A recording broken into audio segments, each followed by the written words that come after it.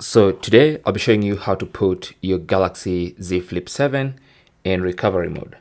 So maybe you want to wipe the cache partition, or there's something you want to do in recovery mode.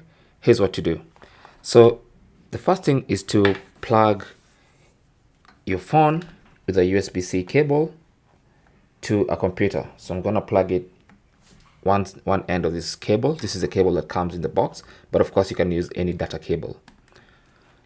So I've connected it to a computer, but now you'll notice either on the computer or here that the default USB configuration is what takes up. So if I swipe down, you can see it's charging. So you need to go to the notifications and tap on the USB configuration, and then you want to change that to transferring files. So you might need to verify with either Face ID or fingerprint or a password. Now this has to read transferring files / Android Auto. Now once it reads that, and on your computer, you should actually be able to see the internal storage of your phone. So that means you've now changed from charging phone only to this. Okay. Now, having done that, now you're ready to do the recovery mode procedure, which is power and volume down to shut down. And as soon as the phone shuts down, you change to power volume up.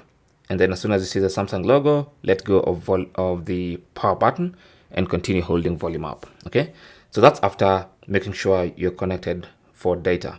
So let's do this together. So power volume down. So press and hold. Just ignore everything. Keep holding.